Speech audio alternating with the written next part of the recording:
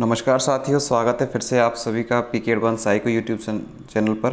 दोस्तों, हम 11th class NCERT की पार्ट नंबर 2 की चर्चा कर रहे थे। 3 पार्ट हमने पार्ट नंबर 2 के देख लिए थे। आज हम चौथे पार्ट के बारे में चर्चा करेंगे।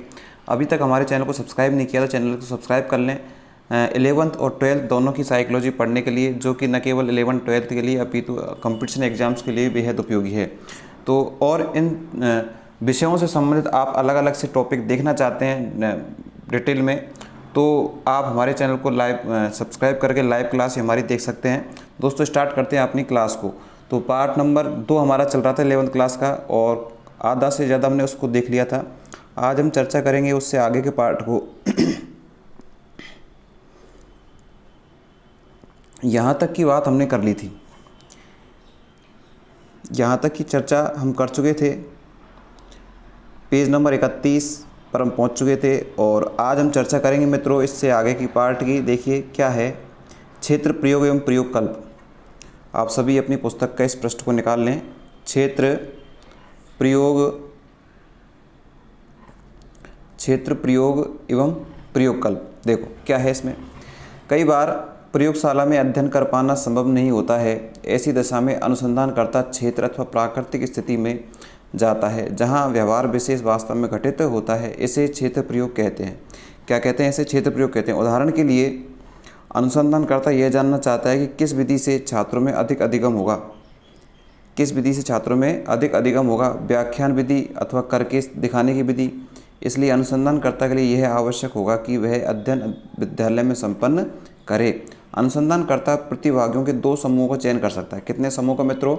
2 समूहों का चयन कर सकता है। कुछ समय तक एक समूह को करके दिखाने की विधि द्वारा पढ़ाए तथा दूसरे समूह को व्याख्यान विधि द्वारा पढ़ाए। अर्थात एक समूह को करके दिखाने की विधि, अर्थात करे वो मतलब स्वयं करे और बच्चे देखें, और दूसरे में व्याख्यान विधि द्वारा पढ़ाए। अध्यापन के अंत में वह उनके निष्पादन की तुलना कर सकता है। इस प्रकार के प्रयोग में प्रासंगिक परिवृत्तियों पर नियंत्रण, परिवृत्तियों से तात्पर्य क्या है? वेरिएबल्स, नियंत्रण प्रयोगशाला प्रयोग की, नेक्स्ट पेज पे हम चलेंगे, प्रयोग की अपेक्षा कम होता है। प्रयोग की अपेक्षा कम होता है। इससे समय भी अधिक लगता है तथा यह महंगा भी पड़ता है। बहुत से परिवर्त ऐसे होते हैं, परिवर्त में आपको बताता हूँ, वेरिएबल्स जो हम पढ़ चुके हैं, वेरिएबल्स के बारे में पढ़ चुके हैं, जिनका प्रस्तुत प्रयोगशाला में संभव नहीं हो पाता है। उदाहरण के लिए, यदि आप भूकंप में अनाथ हुए बच्चों पर भूकंप के प्रभाव का अध्ययन करना चाहते हैं तो आप ऐसी परिस्थिति प्रयोगशाला में तैयार नहीं कर सकते हैं। ऐसी परिस्थितियों में अनुसंधानकर्ता प्रयोग कल्प, लैटिन शब्द जिसका अर्थ है क्वासी, इसको कहते हैं प्रयोग कल्प को क्वासी एक्सपेरिमेंट्स। लैटिन शब्द जिसका अर्थ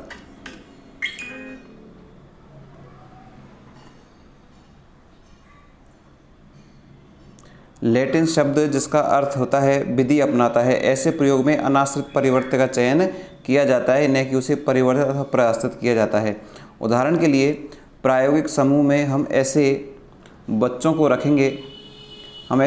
रखेंगे जो भूकंप में अनाथ हो गए। कैसे बच्चों को? जो भूकंप आया और उसमें अनाथ हो गए, अर्थात उनके माता पिता की डेथ हो गई। और नियंत्रित समूह में उन बच्चों को रखेंगे जिन्होंने भूकंप का अनुभव तो किया है किंतु माता पिता से बिछड़े नहीं हैं। अर्थात एक बालक ऐसा है जो भूकंप में अपने माता पिता को खो चुका है, जबकि एक बालक ऐसा है जो माता पिता से बिछड़ा नहीं है लेकिन भूकंप के अनुभव को उसने अनुभव किया है। इस प्रकार प्रयोग कल्प में एक प्राकृतिक परिवेश में स्वाभाविक रूप से पाए जाने वाले समूह का उपयोग करके अनाश्रित परिवर्तन को प्रस्तुत करने का प्रयास किया जाता है और प्रायोगिक तथा नियंत्रित समूह का निर्माण किया जाता है। क्रियाकल्प 2.2 ये हम देखेंगे। देखो इसमें क्या है। प्रस्तुत परिकल्पनाओं में, परिकल्पना से मतलब हाइपोथेसिस। क्या मित्रों? परिकल्पना क्या होती है? हाइपोथेसिस। प्रस्तुत परिकल्पनाओं में अनाश्रित एवं आश्रित परिवर्तनों की पहचान कीजिए। परिकल्पना वो होती है जिसके होने की संभावनाएं होती हैं कि ये कार्य इस तरह से हो सकता है, इसका निष्कर्ष ये हो सकता है। अर्थात हम किसी भी रिसर्च को करने से पहले उसकी क्या बनाते हैं? परिकल्पना बनाते हैं। परिकल्पनाओं के आधार पर हम उस कार्य को करते हैं। एक होता है कल्पना और एक होता है परिकल्पना। कल्पना में कोई आधार नहीं होता, जबकि परिकल्पना में क्या होता है? आधार होता है।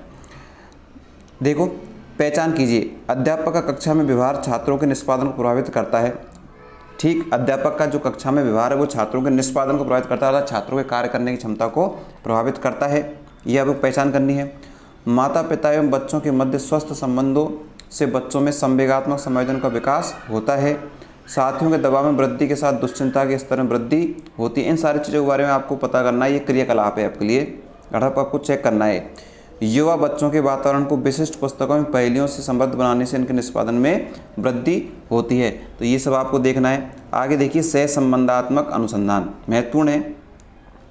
सहसंबंधात्मक अनुसंधान क्या है, इसके बारे में चर्चा कर लेते हैं भाई। देखो, मनोवैज्ञानिक अध्ययनों में हम प्राय पूर्व कथन करने के लिए दो परिवृत्तों के मध्य संबंध का निर्धारण करना चाहते हैं। उदाहरण के लिए, आपकी रुचि यह जानने की है कि क्या अध्ययन समय की मात्रा विद्यार्थियों की शैक्षिक उपलब्धि से संबंधित है। अध्ययन समय की मात्रा अर्थात ज़्यादा अध्ययन करने की मात्रा विद्यार्थियों की शैक्षिक उपलब्धि से संबंधित है, ये आपको जानना है। यह विधि प्रयोगात्मक विधि से भिन्न है, क्योंकि इधर चलेंगे इस साइड में हम,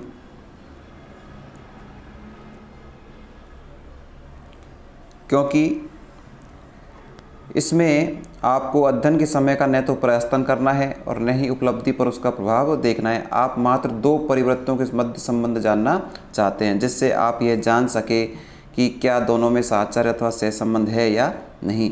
दोनों परिवर्तों में संबंध की शक्ति एवं दिशा एक गणितीय लब्धांक द्वारा प्रस्तुत होती है, जिसे सहसंबंध गुणांक कहते हैं। इसका विस्तार 1.00 से 0.0 से 1.0 तक होता है। अर्थात सहसंबंध से तात्पर्य मैं आपको बता दूं कि जैसे हमने कोई दो चर लिए, तो दोनों चरों के मध्य में क्या संबंध है, उस संबंध को जानने के लिए हम क्या करते हैं, सहसंबंध गुणांक निकालते हैं कि इन दोनों में किस प्रकार का संबंध है, वही क्या है, सहसंबंध गुणांक है। ठीक है, अब इसकी डिटेल हम देख ही रहे हैं, बाकी आपको समझ में आना चाहिए दो चरों के मध्य में संबंध क्या है उसकी जांच की जाती है इसके माध्यम से। इस प्रकार सहसंबंध गुणांक तीन प्रकार के होते हैं भाई। सहसंबंध गुणांक कितने प्रकार के होते हैं, तीन प्रकार के होते हैं। पहला धनात्मक, दूसरा ऋणात्मक और तीसरा शून्य। धनात्मक सहसंबंध क्या होता है, देखो, पॉजिटिव कोरिलेशन इस बात का संकेत करता है कि जब एक परिवृत्त का मान बढ़ेगा तो दूसरे परिवृत्त का मान भी बढ़ेगा। अर्थात जब एक वेरिएबल्स जब बढ़ेगा तो दूसरा भी क्या होगा, उसी के अनुसार बढ़ेगा। ये क्या है, धनात्मक है। उसी प्रकार जब एक परिवृत्त का मान घटेगा तो दूसरे का मान भी घटेगा। मान लीजिए यह पाया जाता है कि विद्यार्थी जब अध्ययन के लिए अधिक समय देते हैं तो उनमें उपलब्धि लब्धांक की वृद्धि होती है, तथा यह भी पाया गया है कि जब वे कम अध्ययन करते हैं तो उनका उपलब्धि लब्धांक भी कम होता है। अर्थात ज़्यादा पढ़ेंगे तो ज़्यादा और कम पढ़ेंगे तो कम, उनका बुद्धि जो प्राप्ति का है उपलब्धि लब्धांक वो कम होगा। इस प्रकार के साहचर्य को धनात्मक अंक द्वारा दर्शाया जाएगा। किस तरह से, धनात्मक अर्थात जब दोनों में सेम अंतर आए, अगर एक कम हो रहा है तो दूसरा भी कम हो रहा है, एक कम हो रहा है दूसरा भी ज़्यादा हो रहा है, तो ये कैसा संबंध आएगा मित्रों, सहसंबंधात्मक अर्थात धनात्मक सहसंबंध कहलाएंगे इसको। अर्थात जैसा एक चर व्यवहार कर रहा है वैसा कि वैसा ही दूसरा व्यवहार कर रहा है, अर्थात दोनों एक जैसे चल रहे हैं तो एक दिशा में चल रहे हैं, तो वो कैसा हो जाएगा, धनात्मक सहसंबंध हो जाएगा। समझ में आ रहा होगा दोस्तों। अगर क्लास पसंद आ रही, क्लास को लाइक करें, चैनल को अभी तक सब्सक्राइब नहीं किया तो चैनल को सब्सक्राइब आप जरूर कर लें सारी क्लास देखने के लिए। और अध्ययन एवं उपलब्धि के बीच जितना अधिक सार्थक साहचर्य होगा वह गुणांक 1+1.0 के उतने ही करीब होगा। अर्थात जितना संबंध होगा वो किसके आसपास, +1.00 के उतने ही करीब होगा। आपको 0.85 सहसंबंध गुणांक मिल सकता है, जो अध्ययन समय उपलब्धि के बीच उच्च धनात्मक साहचर्य का 2 तक होगा। दूसरी ओर ऋणात्मक सहसंबंध अब किसे कहेंगे वो देख लेते हैं।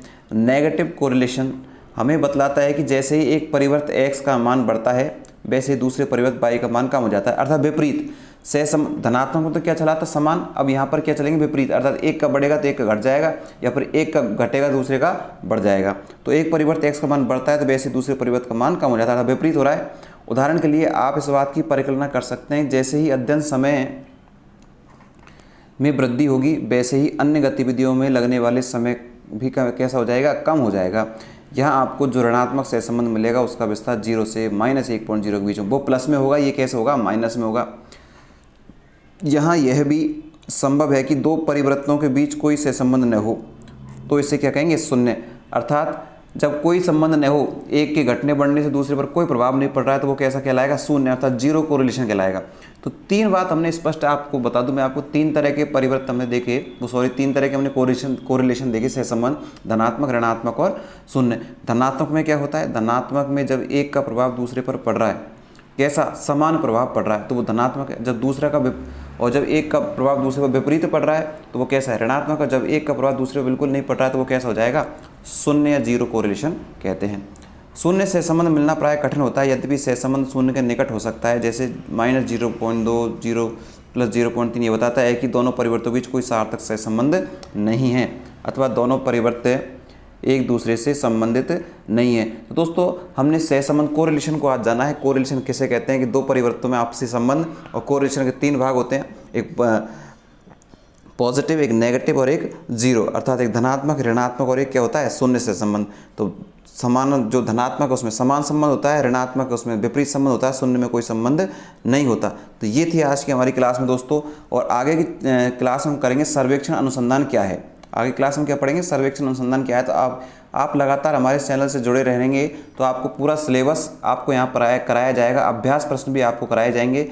तो आप हमारे चैनल को सब्सक्राइब कर लें और ज़्यादा से ज़्यादा मित्रों को शेयर करें, लाइक करें, तथा आपको क्लास कैसी लगी उस पर नीचे कमेंट्स बॉक्स में नीचे कमेंट जरूर करके बताएं कि आपको क्लास के बारे में क्या अच्छा लगा, क्या बुरा लगा। आप सभी ने क्लास को देखा, आप सभी का बहुत बहुत धन्यवाद। Thank you, bye bye.